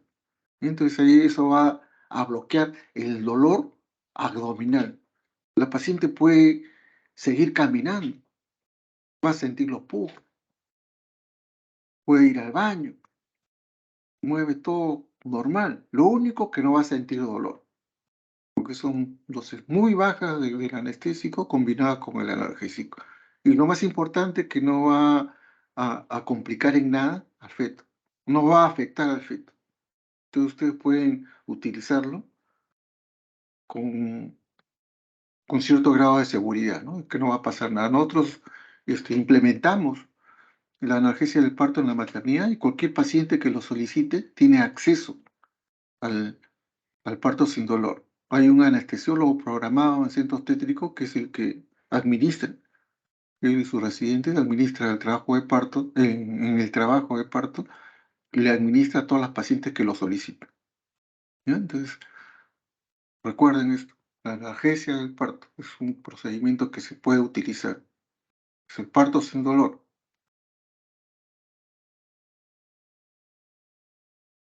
Y también podemos utilizar la oxitocina, ¿no? La oxitocina, que es la hormona que va a permitir las contracciones uterinas, se pueden utilizar y se van a indicar de acuerdo a las condiciones clínicas. Siempre hay que administrarla mediante bomba de infusión. Antes, me acuerdo yo que era alumno, ¿no? He visto que se utilizaba intramuscular. Le ponían un cachito, le ponían un poquito de intramuscular y la señora en multíparas, y la señora en 5 minutos está dando a luz, o en 10 minutos. O lo he visto utilizar incluso directo a la vena, en bolo, o sea, un cachito. El doctor Soig era uno de los médicos que utilizaba mucho eso ahí en el hospital militar. Me decía un soigetazo.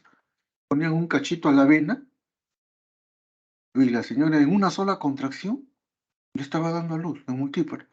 Y yo, pero doctor está con sed. Ah, muchachito, no te preocupes. Pa, le pone una contracción de a luz. Me dijo, no aprendas esto tú no aprendes ya porque esto no se hace. Esto lo hago más que yo. Así.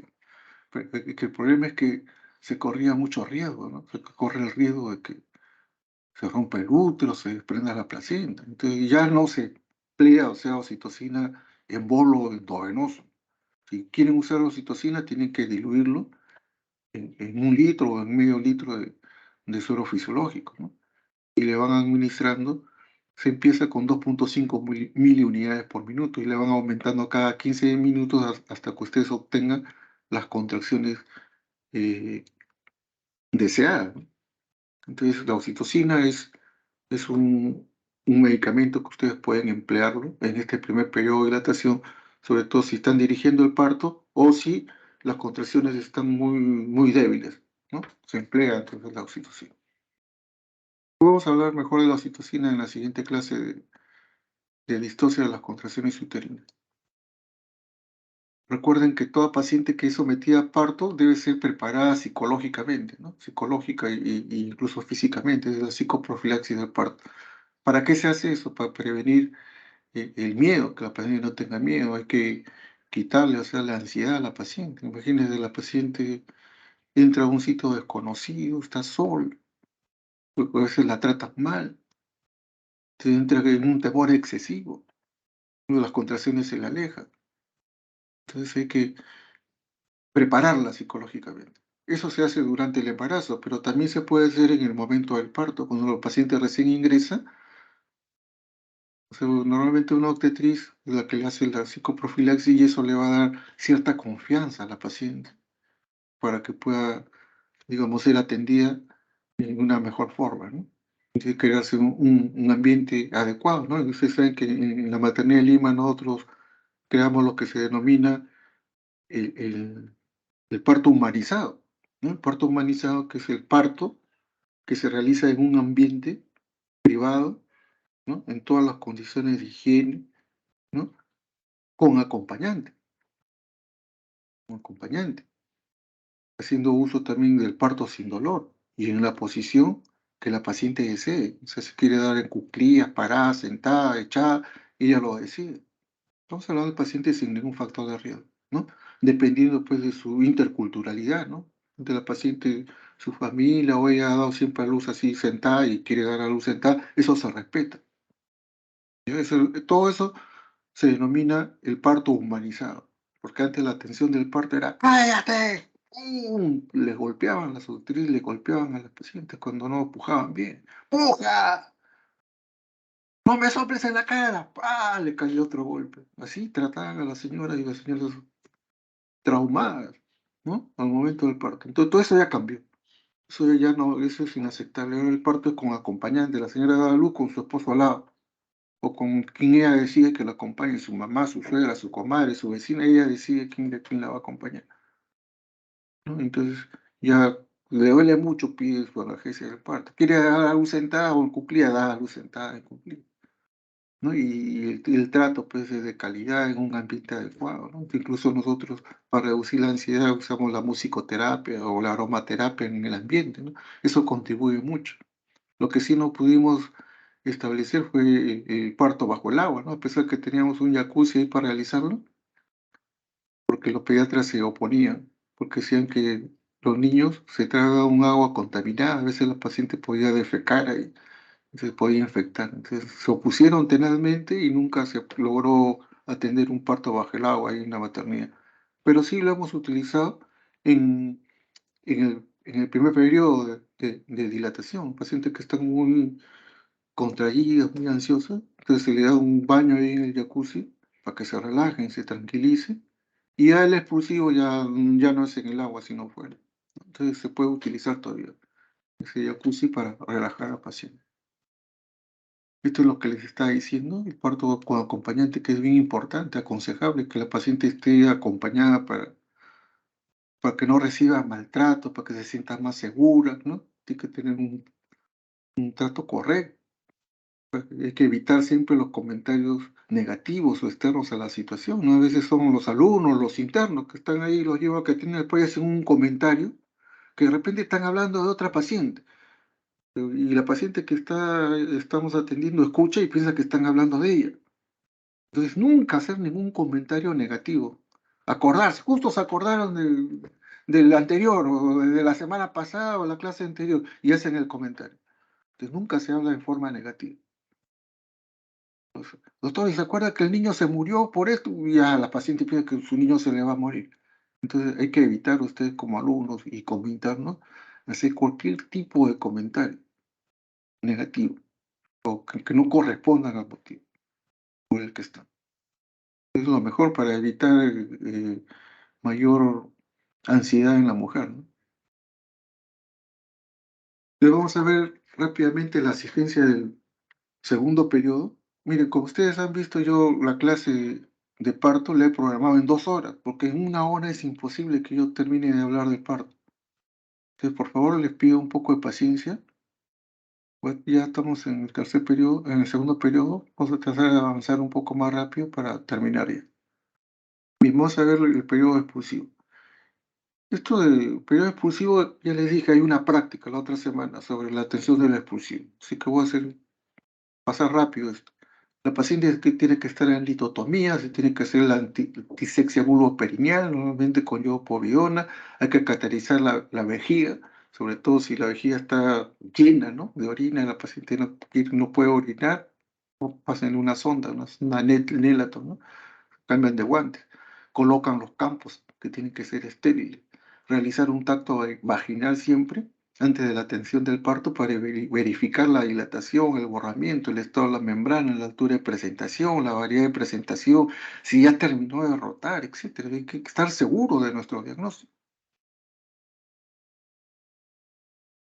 Hay que preparar el instrumental. Nosotros nos van a dar una serie de pinzas y nosotros tenemos que ordenar nuestra mesa, ¿no? Pues las pinzas que se van a intervenir en la atención del parto, las pinzas coger, las tijeras, ¿no? Tijera de Lister, ¿no? Que es una tijera angulada que sirve para hacer la episiotomía. Tienen que estar ahí este, la- lo que es la atención para el bebé, ¿no?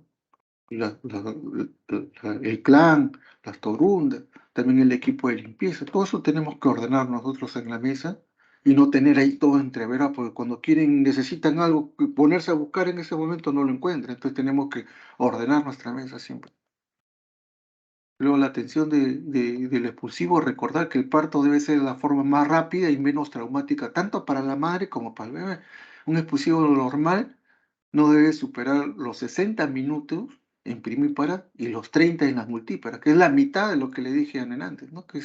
Eso es lo cuerdo, o sea, no dale 2 horas como dábamos antes, 60 minutos en una primípara y 30 en una multípara. Recordar las técnicas de los pujos, es siempre importante enseñarle a la paciente a pujar, para que ella fuerce, utilice sus fuerzas. Cuando ya vino la contracción, está en el ACP, entonces la paciente toma aire, aguanta la respiración y puja como si se tratara de una defecación difícil, ¿no? En el momento que la contracción ha alcanzado su máxima intensidad. Fuera de la contracción no debe pujar, tiene que esperar. que venga la contracción, esté lo más fuerte y ahí recién empuja. Eso va a ayudar a la contracción. Se puede en algunos casos realizar una presión con ambas manos en el fondo uterino durante la contracción para ayudar al desprendimiento de la cabeza. Eso se llama la maniobra de Christeller. Está indicado. Eso se hace, la maniobra de Christeller se hace en todos los casos en la cesárea. Cuando uno entra a operar una cesárea, la paciente está anestesiada, entonces no siente nada, no tiene pujo. Entonces, pero el feto tiene que ser impulsado hacia afuera. Entonces, ¿qué se hace? El ayudante hace la maniobra de Crisel. Con ambas manos en el fondo del útero empuja al feto en dirección a su salida, ¿no? Eso se llama la maniobra de Crisel. Entonces, en el parto normal también podemos emplearlo, ¿no? En algunos casos. El paciente no puja bien, entonces nosotros le decimos al ayudante que empuje en dirección a la vagina y eso va a ayudar a que se desprenda la cabeza, ¿no? Recuerden que en algunos casos nosotros vamos a utilizar también la episiotomía, ¿no? En cualquiera de sus variedades, que simplemente es un corte que hacemos a nivel del periné, ¿no? A nivel de la vulva y periné y vagina también, para que la apertura del introito vaginal se abra más y facilite la salida del feto y no se vaya a desgarrar, ¿no? Porque a veces se desgarra por zonas muy irrigadas, como por ejemplo la zona anterior donde está el clítoris. A veces cuando no se ha hecho epicio y viene el parto, a veces se desgarra en esa zona. Y a veces suturarlo es bien difícil, pues, está la uretra. Hay que cauterizar la uretra para no cerrarla, porque muchas veces se ha dado el caso de que hacen la sutura del desgarro y se llevan a la uretra, después la paciente no puede orinar y hay que deshacer y volver a hacer todo. Entonces, siempre mejor es un epicio que es más fácil de suturar que esperar un desgarro, ¿no? Que a veces es difícil, a veces desgarra el cuello o se corre toda la vagina. Entonces, es un problema bien grande para suturar. Bien, rápidamente acá vamos a ver imágenes. Es decir, ahí, cuando ya se aprecia que la cabeza del feto se ve, ¿no? La vulva se da apertura, nosotros decimos que está coronando, eso se llama está coronando. Acá. Aquí vemos que la protrusión ya es mayor, ya estamos en la tensión. Hay que proteger siempre el periné con una mano, para que la cabeza empiece a salir. ¿En qué fase del mecanismo del parto está? Está en la extensión. Ahí la cabeza se está extendiendo para poder salir al exterior, ¿no? Y se hace cada vez más evidente. Hay que proteger el periné para que no se desgarre y hay que mantener la cabeza flexionada para que no salga bruscamente, ¿no? Entonces, protección del periné y evitar que la cabeza salga bruscamente durante la extensión. Una vez que ya salió, lo que le dije antes, el feto a veces rota solo, hace la rotación externa. Si no rota, ustedes pueden rotarlo, rotan la cabeza a la posición original para que pueda salir, ¿no? Y ahí ya lo terminaron de rotar, lo llevan hacia abajo para que salga el hombro anterior y después lo suben hacia arriba para que salga el hombro posterior y luego sacan el resto del cuerpo, que es la expulsión. Una vez que el niño ha nacido, lo primero que hay que hacer es hay que secarlo. El niño está calentito ahí dentro del útero y sale al exterior. Recuerden que la sala de parto debe mantener una temperatura neutra. En invierno a veces es difícil de mantener esa temperatura. En verano no hay problema, pero en invierno la temperatura neutra es de 26 grados, ¿no? De 24 a 26 grados. 26 grados es la temperatura neutra adecuada. Entonces, si no hay esa temperatura, usar una estufa que caliente el ambiente, para que el niño no se vaya a enfriar y hay que secarlo. Eso es fundamental. Luego se pone un clan y se corta el cordón, ¿no? Se lleva, se pone sobre el pecho de la mamá para favorecer el apego materno. Que la mamá sienta a su bebé, eso incrementa el apego hacia su bebé, ¿no? Pero vamos al tercer periodo rápidamente, que es la salida de la placenta.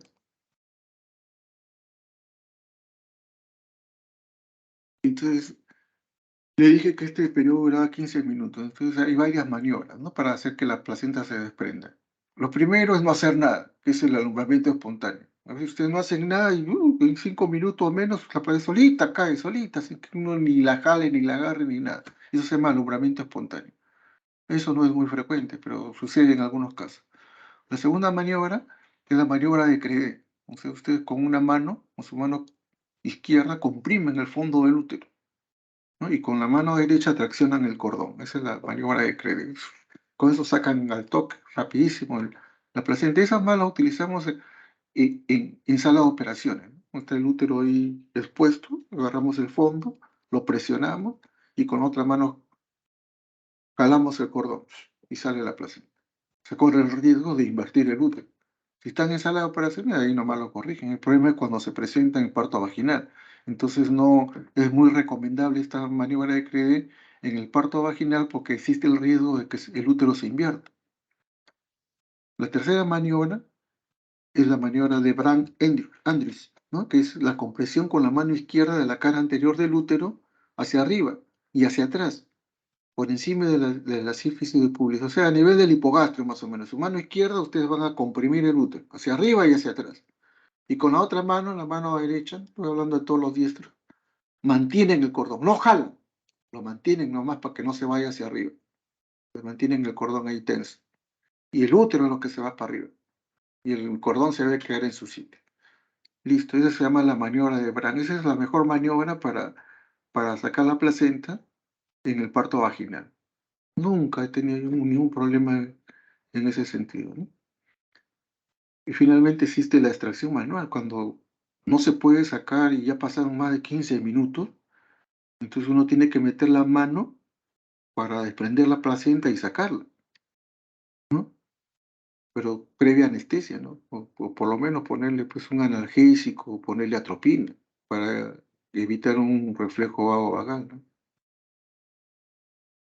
Esta es más o menos la maniobra de Credé, también le llaman la maniobra del tramuz. Ustedes ven con una mano agarran en el fondo del útero y comienzan a comprimir, y con otra mano van a jalar el cordón, ¿no? Esta es la maniobra de Brand Andrews, como le decía, a nivel de hipogastrio, la mano izquierda comprime el útero, la cara anterior del útero, hacia arriba y hacia atrás. Y con la otra mano derecha mantiene tenso el cordón, no lo jala, lo mantiene tenso para que no se vaya hacia arriba con la placenta, ¿no? Y eso hace que se desprenda. La maniobra de Brand, ¿no? Recuerden que hay dos tipos de alumbramiento. Este es el mecanismo de Schultz. Ustedes ven que la placenta se desprende por la cara fetal. Acá está el cordón, esta es la cara fetal y va a salir por ahí. Por ahí sale el alumbramiento por la cara fetal. Es alumbramiento de Schultz. Y el otro alumbramiento es el mecanismo de Duncan, ¿no? Que se desprende por la cara materna. O sea, se desprende por un costado. Y esto es mejor, ¿no? Y sale. Porque en el otro mecanismo se puede, como es la cara fetal, entre la placenta y el útero, ahí a veces se va acumulando un montón de sangre. Y no sabemos nosotros, porque casi no sangra. En cambio, en el Duncan sí, pues si hay sangre, todo esto va saliendo, va saliendo, va saliendo. Y sale la cara materna en el Duncan. Recordar los signos de desprendimiento de placenta, el signo de Schroeder, el signo de Alfred y el sangrado vaginal, son los tres signos. El signo de Schroeder es del útero asciende. Pues ustedes están haciendo su maniobra de alumbramiento y ven que el útero de repente se va hacia arriba, por encima del ombligo, 5 o 6 centímetros. Y ese es un signo de que la placenta se ha desprendido. El signo de Alfred es que a medida que progresa el desprendimiento, el cordón también desciende. Ustedes se dan cuenta porque han puesto una pinza en el cordón y la pinza comienza a bajar junto con el cordón. Entonces, el descenso del cordón o signo de Alfred, ¿no? Y el tercer signo es el sangrado vaginal, ¿no? Entonces, el útero sube, el cordón baja y empieza a sangrar, una sangre oscura por vagina, que es la salida del hematoma retroplacentario. Eso nos indica que ya la placenta se desprendió y ya podemos sacarla, ¿no? Desprendida la placenta, ya se tira ligeramente de ella a través del cordón umbilical con una mano, ¿no? Comienzan a jalar, a desprender. Ya acá ya no hay problema. Se siguen llevando primero hacia arriba y con la otra mano ustedes van a agarrar la placenta. Sigue saliendo la placenta, cogen la placenta y listo, ya salió. Recuerden siempre de hacer alumbramiento dirigido. Los alumbramientos dirigidos son unas medidas que nosotros tomamos para que la placenta salga y no nos ocasione una hemorragia postparto. Entonces, ¿qué medidas debemos tomar nosotros para evitar esa pérdida excesiva de sangre? En primer lugar, administramos oxitocina, 5 unidades por vía intramuscular o 10 unidades por infusión endovenosa. ¿Cuándo? Apenas ha salido el recién nacido, ¿no? Apenas nace el recién nacido, ahí le aplicamos oxitocina.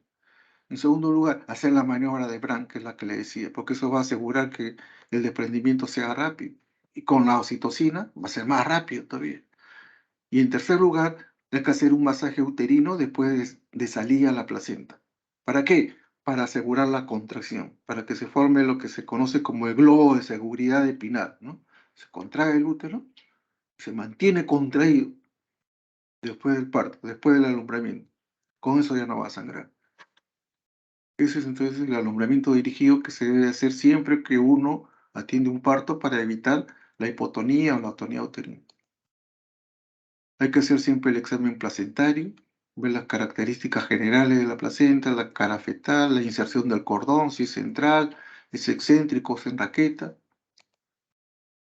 ¿no? La cara materna, ustedes tienen que secar, limpiar bien los coágulos, ver que los cotiledones, que no falte ningún cotiledón, porque si un cotiledón se queda dentro del útero, después de eso se infecta, sangre, complica a la paciente, puede hasta morir por una sepsis. Hay que tener mucho cuidado, ¿no? Hay que hacer el examen biométrico, hay que medir el diámetro de la placenta, la longitud del cordón, hay que ver el espesor, ¿no? De la torta placentaria. Acá en el borde hay una vena. Entonces, esa vena a veces se rompe y está esto lleno de coágulos. La paciente ha estado sangrando durante el expulsivo. Todo eso hay que revisarlo, ¿no? Fue parte del examen biométrico. Hay que pesar, normalmente una placenta pesa entre 400 a 600 gramos. Entonces, hay que pesar para saber el peso de la placenta, ¿no? Acá están los exámenes que se están realizando, son las membranas, son las dos membranas deben estar completas, tanto el ágneo como el corion. ¿Cuál es la diferencia entre ágneo y corion? Que el ágneo es avascular, el ágneo es como una mica, no tiene vasos. El corion, en cambio, está lleno de vasos sanguíneos. Entonces, ustedes tienen que diferenciarlo, revisar y ver que estén completos. Todos estos eventos, recuerden, se van a anotar cuidadosamente en el partograma y en la hoja de resumen del parto. A continuación, hay que tomar la presión, hacer los signos vitales, hay que tomar el pulso, ¿no? Determinar que el útero esté bien contraído y el sangrado vaginal. ¿Cuánto tiempo? 2 horas. Eso es lo que se conoce como el puerperio inmediato. Después de 2 horas, después del alumbramiento, si la presión está bien, el pulso está bien, el útero está contraído y la paciente no sangra, entonces recién le damos de alta del servicio de centro obstétrico y la pasamos a hospitalización, ¿no? Ya salió del puerperio inmediato, ahora pasa a hospitalización al segundo periodo del puerperio, que es el puerperio mediato. Ahí va a estar 2 días, donde la paciente va a terminar de recuperarse, ¿no? Y después de 2 días va a salir de alta y va a pasar al tercer periodo del puerperio, que es el puerperio tardío, que dura 40 días. Esas son las fases del puerperio, ¿no? Se relacionan sobre todo el primer periodo con el, con el parto por la probabilidad de que haga una hemorragia postparto. Finalmente, ustedes deben recordar lo que decía Norman Miller en el año 1935, ¿no? Él decía, ninguna cantidad de cuidados prenatales podrá compensar la mala atención en el momento del parto. Pero una buena atención del parto a menudo compensa la falta de cuidados prenatales y puede ser el factor más importante para el buen o mal ejercicio de la obstetricia. Es lo importante que es atender el parto. Y en esa época, imagínense, en el 1935, era lo en la que de repente tú le controlabas bonito todo su embarazo y se iba al parto. Y en el parto la maltrataban tan mal a la señora. Mira, antes venía el esposo, no lo dejaban entrar, estaba ahí afuera, en plena lluvia, en invierno, en madrugada. Estaba afuera, no le daban información. La señora estaba como secuestrada para dar a luz y encima la maltrataban. cállate, puja, pum, golpes. Ese era el trato que se daba. Eso cambió a raíz del parto humanizado, ¿no? Entonces, recordemos siempre lo que nos dijo Norman Miller en 1935 y la importancia de una buena atención de trabajo de parto, porque va a permitir pues compensar todo el déficit que puede haber tenido la señora durante su control prenatal, porque al final lo más importante, ¿no? En obstetricia va a ser el resultado, el producto, o sea, va a ser el recién nacido. Eso va a ser lo más importante para la madre y para su familia. Tener un niño en buenas condiciones gracias a la buena atención que le hemos brindado. Muy bien, muchas gracias por su atención. Gracias, doctor. Gracias a usted. Si hubiera alguna pregunta, yo sé que ya nos hemos recontrapasado de tiempo y todos están que se mueren de hambre, pero si hubiera sido alguna pregunta rapidita, si no ya en la clase, en la práctica que vamos a tener sobre atención de expulsivo, ahí yo les puedo responder todas las preguntas que ustedes quieran, ¿no? También nosotros tenemos horas asincrónicas. Mediante el WhatsApp, ustedes pueden hacer las consultas que ustedes requieran sobre las clases, sobre los temas que yo dicto, ¿no? Incluso sobre cualquier otro tema. Siempre tengo la disposición para enseñar a los alumnos, para ayudarlos, para guiarlos. Si no, ya saben ustedes que el otro año ustedes van a hacer su internado, ¿no? Los que les guste la obstetricia pueden ir a la maternidad de Lima. Servicio B, ahí nos encontramos para terminar de explicarles, de enseñarles, atiendan su parto y de repente su cesárea también. Muchas gracias. Eso sería Gracias. todo y Tardes. será hasta la próxima oportunidad. Que tengan una buena tarde, jóvenes. Nos Buenas vemos. tardes, Gracias. doctor. Gracias. Gracias.